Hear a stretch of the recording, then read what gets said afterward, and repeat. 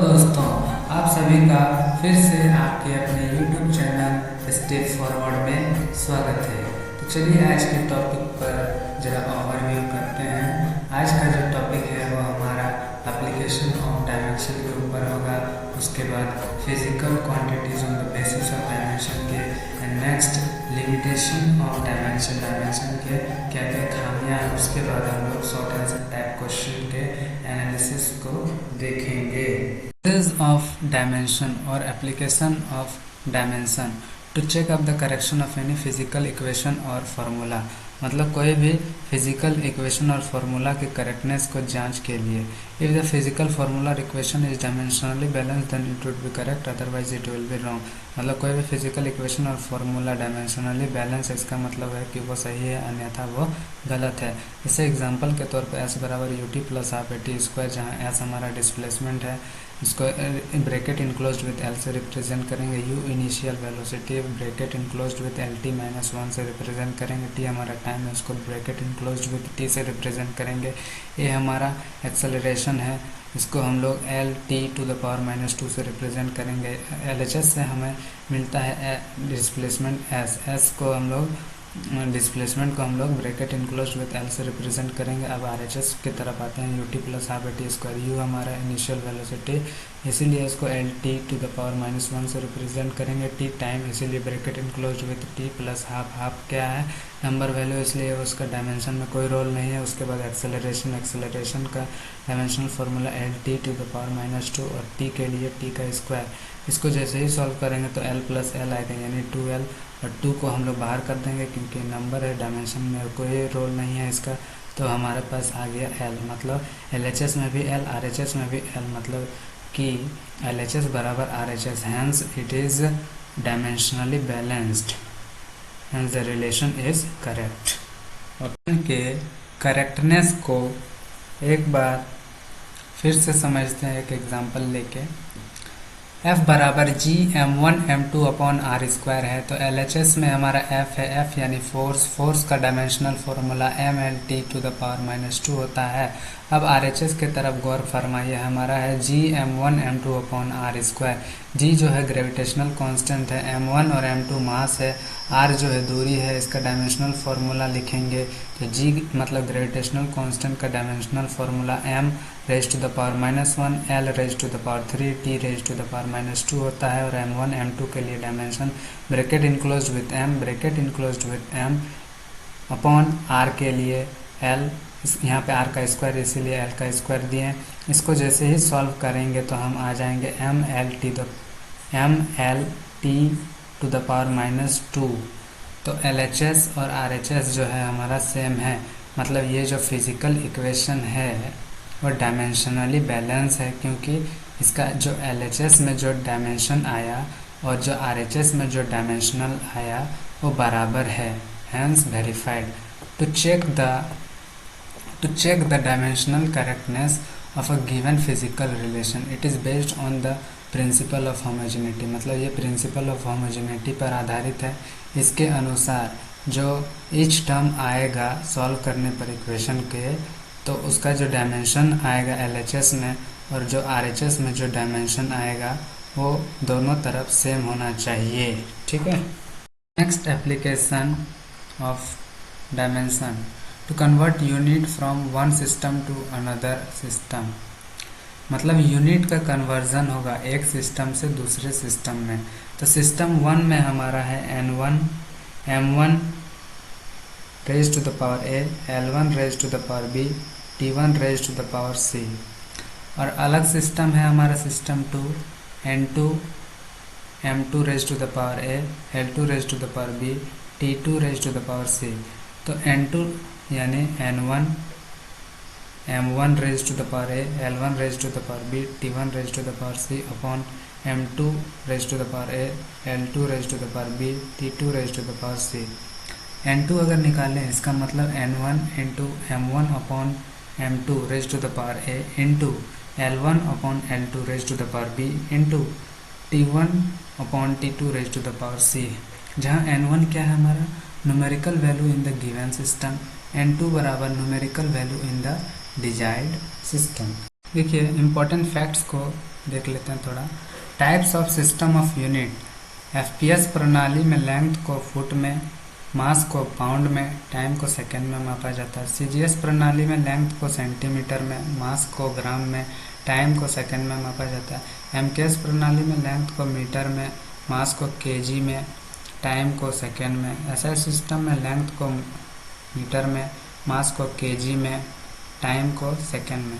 इधर देखिए परफॉर्म ये एसआई सिस्टम दिया है, सीजीएस सिस्टम दिया। फोर्स का एसआई सिस्टम में न्यूटन हो जाएगा, सीजीएस सिस्टम में डाइन हो जाएगा।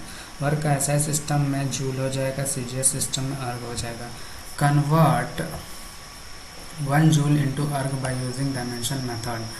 हमें यूज़ करना है n1 बराबर 1 और n2 बराबर 0 ये दिया है। एसआई सिस्टम में m1 बराबर m1 kg है, यानी 1000 ग्राम। इसको पावर के टर्म में लिखें तो 10 का पावर 3 हो जाएगा। L1 बराबर 1 मीटर यानी 100 सेंटीमीटर, पावर के टर्म में 10 का पावर 2 हो जाएगा। T1 बराबर 1 सेकेंड। सीजीएस सिस्टम में M2 1 ग्राम, L2 1 सेंटीमीटर, T2 1 सेकेंड दिया। Since joule represent work, joule किसको रिप्रेजेंट कर रहा है? वर्क को। So it has dimension ml², T का पावर -2, A का 1, B का 2, C का -2 यूज़ करना है।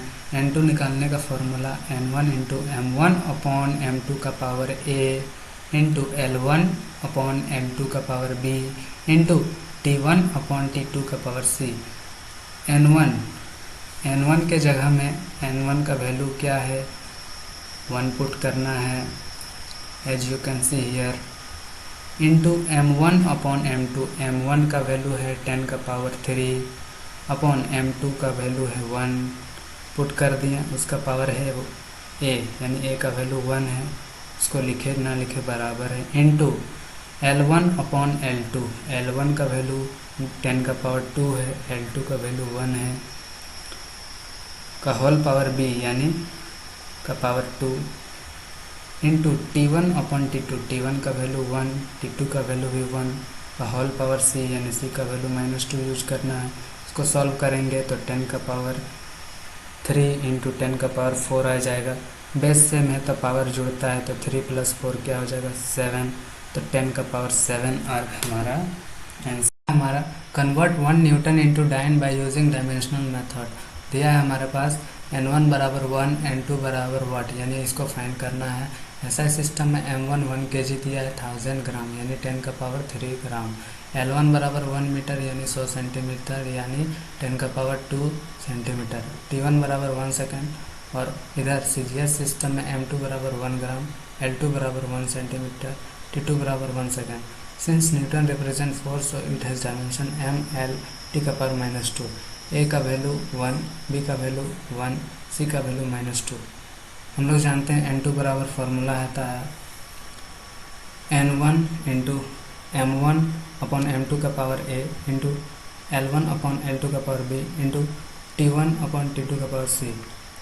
तो इसका वैल्यू पुट करेंगे, इधर है N1 का वैल्यू क्या यूज करना है? 1 ये किए हैं, इंटू M1 अपॉन M2, 10 का पावर 3 अपॉन M2 यानी 1, का होल पावर A यानी A का वैल्यू 1 है यूज किए हैं, इंटू L1 अपॉन L2 मतलब 10 का पावर 2 अपॉन 1, का होल पावर B का वैल्यू 1 यूज किए हैं, into T1 upon T2। T1 का वैल्यू 1, T2 का वैल्यू भी 1 यूज किए हैं, का होल पावर C का वैल्यू -2 यूज किए हैं।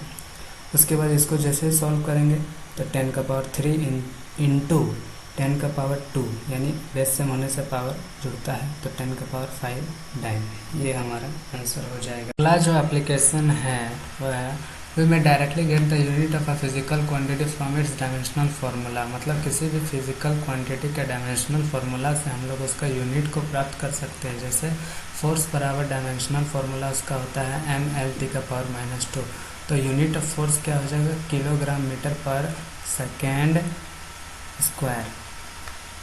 उसी तरह वर्क का डायमेंशनल फार्मूला होता है ml² t का पावर -2, तो इसका यूनिट ऑफ वर्क क्या हो जाएगा? किलोग्राम मीटर स्क्वायर पर second. 4 types of physical quantities on the basis of dimension, मतलब डायमेंशन के आधार पर ठीक है। फिजिकल क्वांटिटी 4 भागों में है।